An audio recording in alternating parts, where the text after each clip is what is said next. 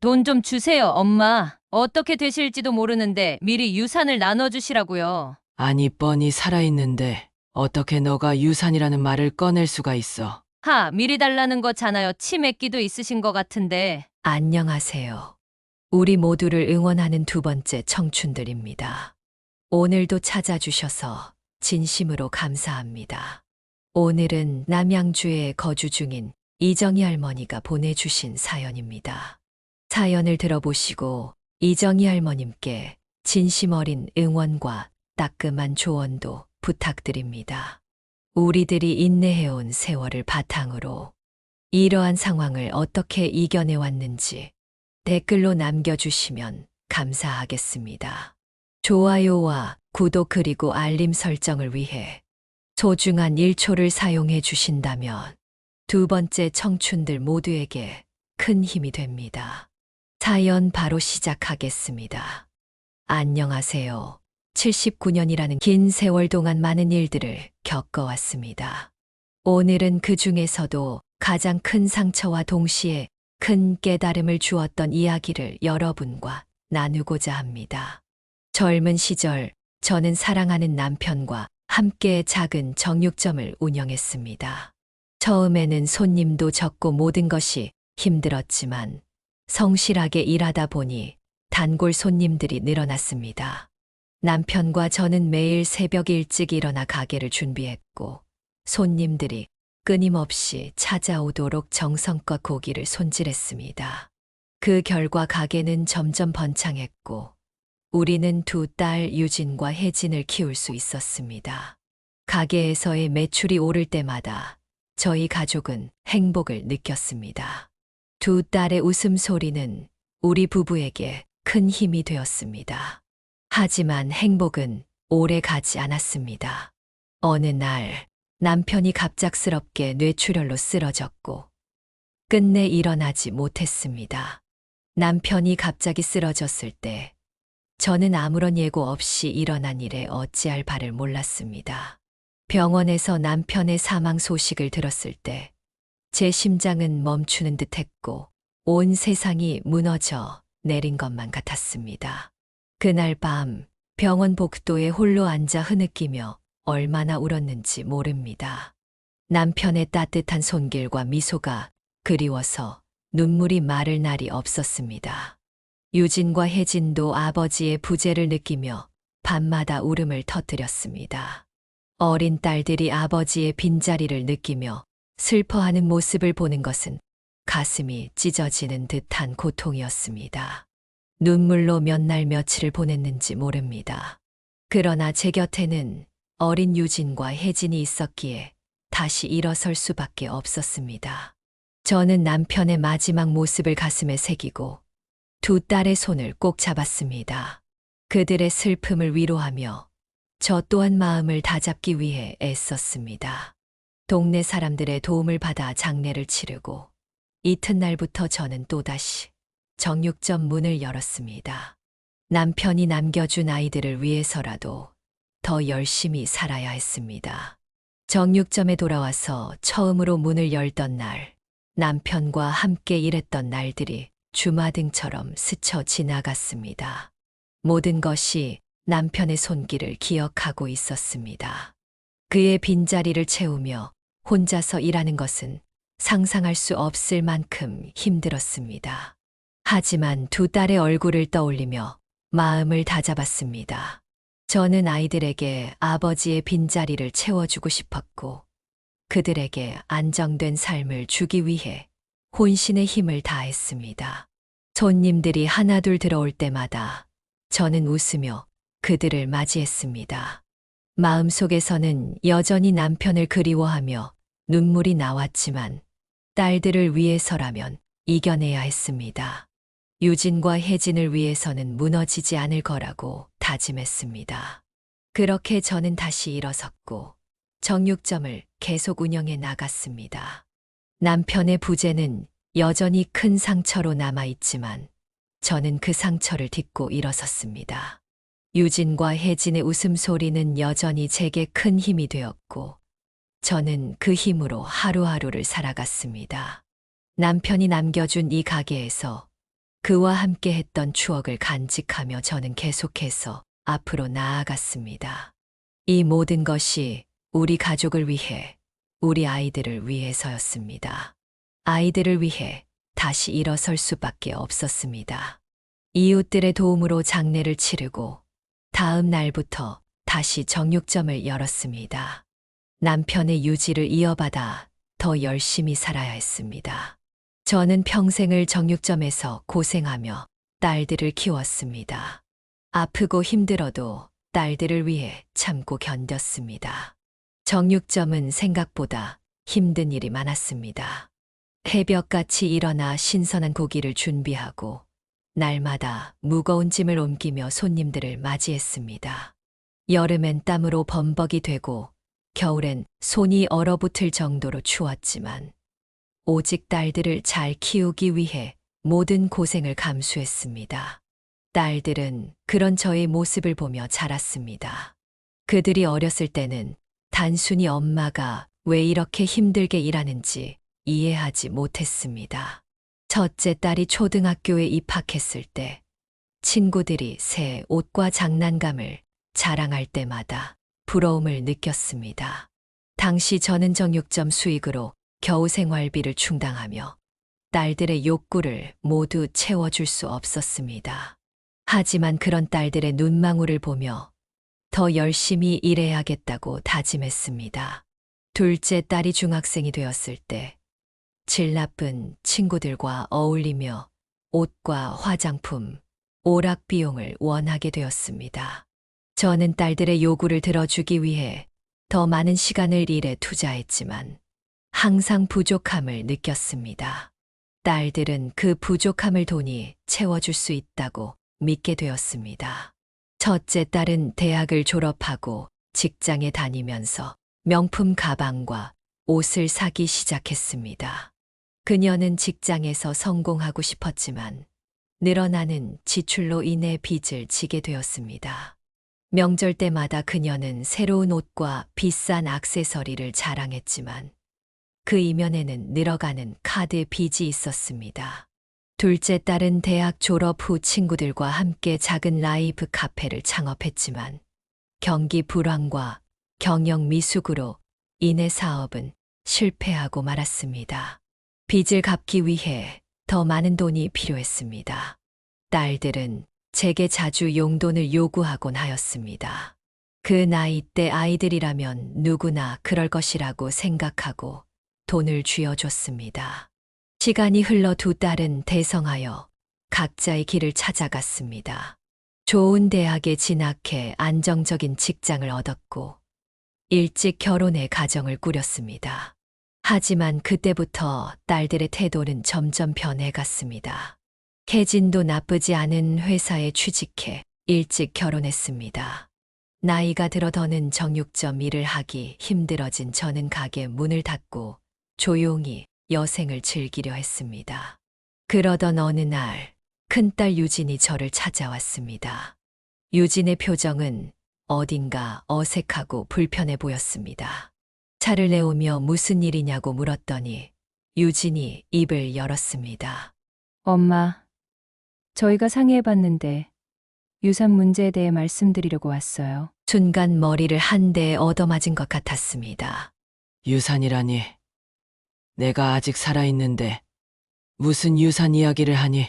엄마도 이제 연세가 있으시잖아요. 건강도 예전 같지 않으시고 저희가 엄마를 모시는 게 도리라고 생각해요. 그런데 엄마 재산이 좀 복잡하게 얽혀 있잖아요. 지금 미리 정리해 두면 나중에 세금도 절약하고 저희도 엄마를 더 편하게 모실 수 있을 거예요. 유진의 말을 듣고 있자니 속에서 뭔가 울컥 치밀어 올랐습니다.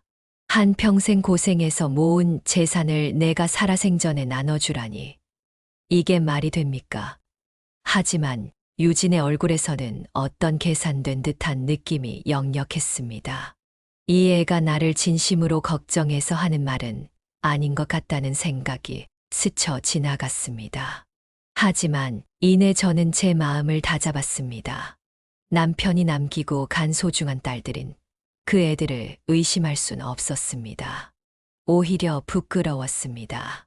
늙은 제가 애들 인생의 짐이 되어서 안 된다고 생각했습니다. 알겠다. 유진아, 내 남은 인생에 너희 도움이 필요할 것 같구나. 고맙다.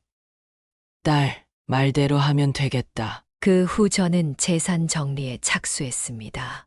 살아생전 지켜온 정육점과 함께 총 6억여 원 정도 되는 재산을 두 딸에게 균등하게 나누어 주었습니다. 유진과 혜진은 환한 얼굴로 고맙다며 제 손을 꼭 잡아주었습니다. 그 모습을 보니 왠지 모를 안도감이 들었습니다. 하지만 그것도 잠시 이내 불안한 마음이 스멀스멀 기어오르기 시작했습니다. 수십 년간 정직하게 살아온 제게 청천벽력 같은 소식이 날아들었습니다. 재산을 딸들에게 물려준 지 얼마 되지 않아 유진이 저를 찾아왔습니다. 딸의 표정이 좋지 않아 무슨 일인지 물었죠. 엄마, 병원에 가 보셔야 할 것 같아요. 최근에 건망증이 심하시고 이상한 행동을 하시는 걸 보니 치매 증상 같습니다. 그 소식을 들은 후 딸들은 갑자기 저에게 요양원에 가는 것이 어떻겠냐고 제안했습니다. 저는 충격을 받았습니다. 아직 살아있는데 벌써부터 요양원이라니요? 딸들이 하는 말이 이해되지 않았습니다. 하지만 딸들의 강한 설득에 저는 결국 요양원에 들어가기로 결정했습니다. 이 결정은 저에게 있어 마치 큰 벽에 부딪힌 것 같았습니다. 요양원에 들어간 첫날, 저는 너무 낯설고 두려웠습니다. 익숙하지 않은 환경과 낯선 사람들 속에서 지내야 한다는 것은 너무도 무섭고 힘들었습니다. 딸들이 자주 찾아오겠다는 약속을 믿으며 버텼지만 마음 한구석에서는 불안감이 끊임없이 피어올랐습니다.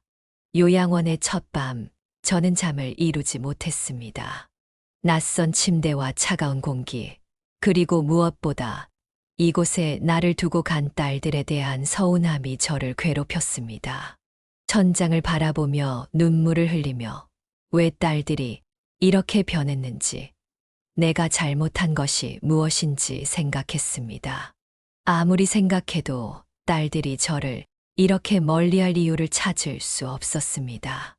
며칠이 지나면서 딸들은 점점 더 자주 저를 찾아오지 않았고, 저는 그들을 기다리며 쓸쓸한 나날을 보냈습니다. 매일 아침 눈을 뜰 때마다 오늘은 딸들이 올까 하는 기대감에 가슴이 설렜지만 시간이 지나면서 그 기대는 실망으로 바뀌었습니다. 딸들이 오겠다는 약속은 공허한 말이 되어버렸고 저는 점점 더 깊은 절망 속으로 빠져들었습니다. 요양원 생활의 어려움은 생각보다 훨씬 더 심각했습니다. 처음 요양원에 들어왔을 때 저는 큰 혼란과 두려움에 휩싸였습니다. 익숙하지 않은 환경과 낯선 사람들 속에서 지내야 한다는 것은 저에게 큰 스트레스였습니다. 딸들이 자주 찾아오겠다는 약속을 믿었지만 그 약속은 점점 희미해져 갔습니다. 하지만 딸들이 오지 않는 날이 계속되자 저는 깊은 실망감과 배신감을 느꼈습니다. 딸들이 오겠다는 약속은 공허한 말이 되어버렸고 저는 점점 더 깊은 절망 속으로 빠져들었습니다. 요양원에서의 생활은 생각보다 더 힘들었습니다. 규칙적인 생활과 낯선 사람들과의 교류가 저에게는 큰 부담이었습니다. 매일 정해진 시간에 일어나고 식사를 하고 오후에는 프로그램에 참여했습니다.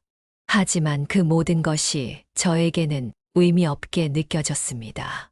딸들이 오지 않는 날이 계속되자 저는 점점 더 무기력해졌습니다. 식사 시간도 고통스러웠습니다. 다른 어르신들이 가족 이야기나 손주 자랑을 할 때마다 저는 숟가락을 놓고 싶었습니다. 그들의 이야기를 들으며 내 딸들은 왜 나를 이렇게 버렸을까 하는 생각이 머릿속을 떠나지 않았습니다. 음식을 삼키는 것이 어려웠고 자주 밥을 남겼습니다. 식욕을 잃고 체중도 점점 줄어들었습니다. 밤이 되면 저는 잠을 이루지 못하고 침대에 누워 천장을 바라보았습니다. 고요한 방 안에서 들려오는 시계 소리는 저를 더 외롭게 만들었습니다. 딸들과의 행복했던 기억들이 떠올랐고, 그 기억들이 저를 더 아프게 했습니다. 그들이 나를 잊었다는 생각에 마음이 무거워졌고, 때로는 내가 여기서 이렇게 혼자 죽어가도 아무도 모를 것 같다는 두려움에 휩싸였습니다. 그러던 중 사회복지사 선생님과의 만남이 있었습니다. 그녀는 저에게 큰 힘이 되어 주었습니다. 그녀는 항상 따뜻한 미소로 다가와 저의 상태를 물어봐 주었고, 제가 필요로 하는 것이 무엇인지 꼼꼼히 챙겨주었습니다. 처음에는 그녀의 친절함이 부담스러웠지만 시간이 지나면서 그녀에게 마음을 열게 되었습니다. 선생님과의 대화는 제게 큰 위로가 되었습니다. 그녀는 저의 이야기를 들어주고 제가 느끼는 감정을 깊이 이해해 주었습니다.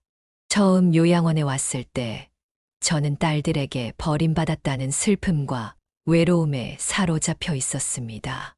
그러나 선생님은 그런 저를 이해하고 다가와 주었습니다.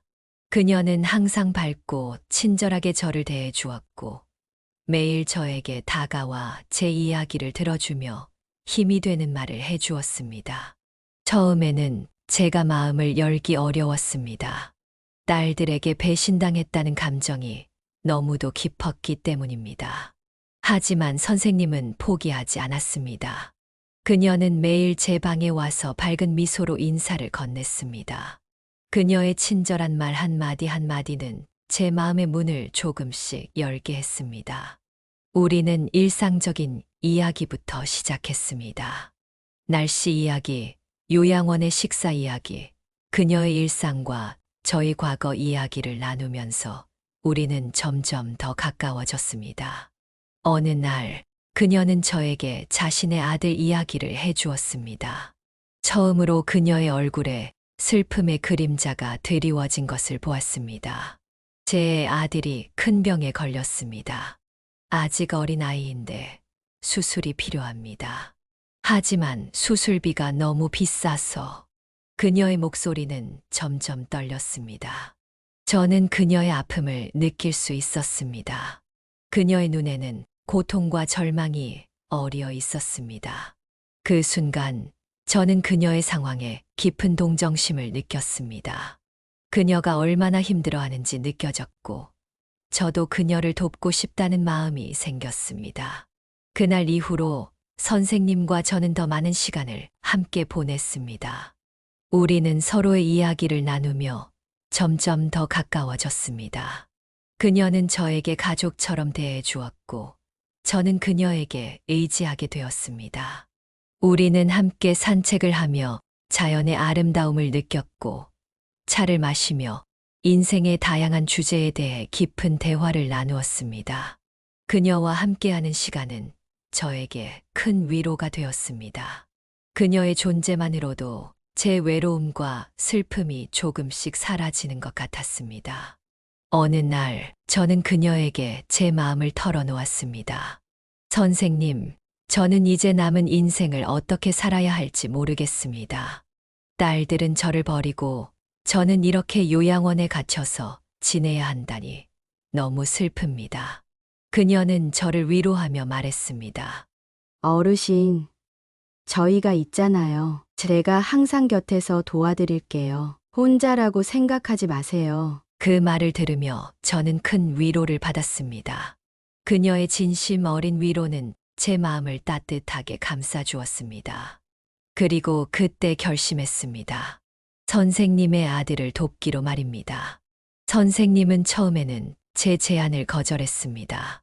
어르신, 그 마음만으로도 충분합니다. 이렇게 큰 돈을 받을 수는 없습니다. 그러나 저는 간절한 마음으로 선생님을 설득했습니다. 선생님, 제발 제 마음을 받아주세요. 이건 저에게도 큰 의미가 있습니다. 당신과 당신의 가족이 행복해질 수 있다면 저도 행복할 거예요. 제가 모은 돈은 제가 더 이상 필요하지 않습니다. 당신의 아들이 건강해지는 것을 보는 것만으로도 저는 충분합니다. 그녀는 결국 제 제안을 받아들였습니다. 우리는 함께 눈물을 흘리며 서로의 손을 꼭 잡았습니다. 그 순간 우리는 서로의 마음을 깊이 이해했습니다. 저는 선생님에게 그동안 모아둔 금과 현금을 꺼내 보여주며 말했습니다. 이 돈은 제가 어려운 시절에 조금씩 모아둔 것입니다. 당신의 아들을 위해 써주세요. 선생님은 눈물을 흘리며 저를 꼭 안아주었습니다. 저도 그 순간 눈물이 멈추지 않았습니다. 우리는 서로를 위로하며 진심으로 감사하는 마음을 나누었습니다. 선생님은 그 돈을 받아들고 저에게 말했습니다. 어르신, 정말 감사해요. 이 은혜를 어떻게 갚아야 할지 모르겠습니다. 제 아들을 살릴 수 있게 되어서 정말 감사해요. 저는 그녀의 말을 듣고 마음이 따뜻해졌습니다. 선생님, 갚을 필요 없습니다. 그냥 당신의 아들이 건강해지는 모습을 보면 저는 충분히 행복할 것입니다. 당신이 저를 이렇게 위로해주고 도와주었잖아요. 이제 제가 당신을 돕고 싶습니다. 그 후 선생님과 저는 더욱 가까워졌습니다. 그녀는 여전히 저를 가족처럼 돌봐주었고, 저는 그녀의 아들이 건강해지는 과정을 함께 지켜보며 기뻐했습니다. 그녀의 아들은 결국 성공적으로 수술을 받았고 건강을 되찾았습니다. 그 모습을 보면서 저는 큰 행복을 느꼈습니다. 요양원의 다른 사람들도 저의 이야기를 듣고 감동을 받았고, 우리 모두는 서로에게 더 따뜻하게 다가갔습니다. 이 경험은 제게 많은 것을 가르쳐 주었습니다. 사람 사이의 진심 어린 연결과 사랑은 큰 힘이 있다는 것을 깨달았습니다. 그리고 무엇보다 나누는 행복이 얼마나 큰 기쁨인지 알게 되었습니다. 선생님의 아들은 무사히 수술을 받을 수 있었습니다. 수술이 성공적이었다는 소식을 들었을 때 저는 기쁨의 눈물을 흘렸습니다. 선생님도 저에게 와서 감사의 인사를 전하며 울었습니다. 그녀의 얼굴에는 안도감과 기쁨이 가득했습니다. 우리는 서로를 끌어안고 말없이 흐느끼며 기쁨을 나누었습니다. 그 순간은 정말로 말로 표현할 수 없는 감정의 폭풍이었습니다. 우리는 함께 기뻐하며 그 순간을 영원히 기억하기로 했습니다. 어느 날 선생님이 저를 찾아와 말했습니다. 어르신, 정말 감사해요. 덕분에 제 아들이 건강을 되찾았어요. 이 은혜를 어떻게 갚아야 할지 모르겠어요. 저는 그녀의 손을 잡고 말했습니다. 선생님, 갚을 필요 없어요. 당신이 저에게 베풀어준 진심이 이미 저에게는 큰 위로가 되었어요. 이제 우리는 서로 돕고 살아가는 가족이나 다름없어요. 이제 저는 요양원에서 평온한 나날을 보내고 있습니다. 사회복지사 선생님과의 인연을 통해 삶의 새로운 의미를 찾았습니다. 매일 아침 창문을 열고 햇살을 맞이할 때마다 저는 새로운 희망을 느낍니다. 그녀와의 인연은 제 인생에서 가장 큰 축복 중 하나였습니다. 그녀는 저에게 가족 이상의 존재가 되었습니다. 비록 가족들과는 멀어졌지만 새로운 인연과 희망을 찾을 수 있었습니다. 요양원에서 만난 다른 사람들도 이제는 저에게 소중한 친구들이 되었습니다. 우리는 서로의 이야기를 나누며 서로의 아픔을 이해하고 위로합니다. 지금 제 곁에는 진심으로 저를 아껴주는 사람들이 있습니다. 그것만으로도 저는 충분히 행복합니다. 어느 날 요양원의 정원에서 선생님과 함께 산책을 하며 그녀가 문득 물었습니다. 어르신, 후회되는 일은 없으세요? 저는 잠시 생각하다가 미소를 지으며 대답했습니다. 후회라, 글쎄요. 지금 이렇게 평온한 마음을 가지게 된 것만으로도 저는 충분히 만족해요. 인생은 참 알 수 없는 길을 걷게 하지만 결국 중요한 건 사랑과 나눔이 아닐까요? 그녀는 저의 말을 듣고 고개를 끄덕이며 미소 지었습니다. 우리는 함께 걸으며 지나간 날들을 회상했습니다. 그녀의 아들이 건강을 되찾고 우리 모두가 새로운 희망을 찾은 이 요양원은 이제 저에게 작은 천국 같은 곳이 되었습니다. 이 경험은 제게 많은 것을 가르쳐 주었습니다. 사람 사이의 진심 어린 연결과 사랑은 큰 힘이 있다는 것을 깨달았습니다. 그리고 무엇보다 나누는 행복이 얼마나 큰 기쁨인지 알게 되었습니다. 선생님과 저는 여전히 서로를 위로하며 함께하는 시간을 소중히 여기며 지내고 있습니다. 매일 아침 저는 그녀와 함께 차를 마시며 소소한 일상을 나누고 서로의 존재에 감사하는 시간을 보냅니다. 우리의 우정은 날이 갈수록 깊어졌습니다. 이제 저는 비록 딸들과는 멀어졌지만 선생님과의 인연을 통해 새로운 가족을 찾았습니다. 이곳 요양원에서의 삶은 외롭지 않습니다. 오히려 매일이 축복으로 가득 차 있습니다. 인생의 황혼기에 이렇게 따뜻한 인연을 만나게 된 것은 저에게 큰 기적과도 같습니다. 저는 매일 선생님과 함께 산책을 하며 아름다운 정원을 가꾸고 요양원의 다른 주민들과도 많은 시간을 보내고 있습니다. 서로의 아픔을 나누고 서로의 기쁨을 축하하며 우리는 작은 공동체 안에서 진정한 가족이 되었습니다. 이 모든 것이 선생님과의 인연 덕분입니다. 오늘도 저는 창가에 앉아 따뜻한 햇살을 맞이하며 생각합니다. 인생은 언제나 예측할 수 없는 길을 걷게 하지만 그 길 위에서 만난 소중한 인연들은 우리의 삶을 더욱 빛나게 만듭니다. 저는 지금 이 순간이 정말로 행복합니다. 이 모든 것이 선생님 덕분입니다.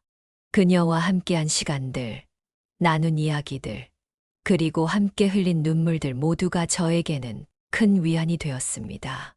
이제는 과거의 슬픔과 아픔을 모두 뒤로 하고 새로운 인연과 함께 앞으로 나아갑니다.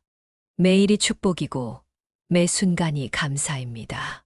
저는 이제 더 이상 외롭지 않습니다.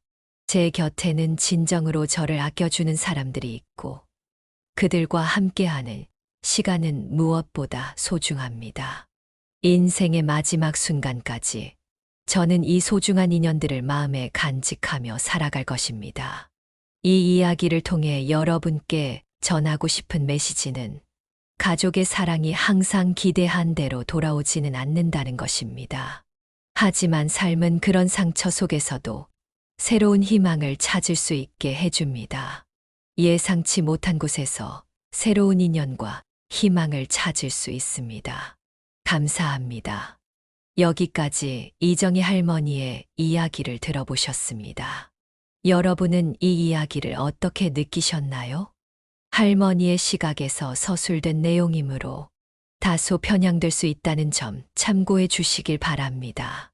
또한 사연이 각색되면서 일부 내용과 배경이 변경될 수 있음을 이해해 주시기 바랍니다. 여러분의 경험을 바탕으로 다양한 의견을 댓글로 남겨주세요. 서로 조언을 나누고 때로는 비판적인 시각에서 이야기하며 함께 성장하는 시간이 되었으면 좋겠습니다. 이 영상이 도움이 되셨다면 좋아요와 구독 부탁드리고 주변 분들과도 공유해 주세요. 다음 이야기에서 다시 찾아뵙겠습니다. 감사합니다.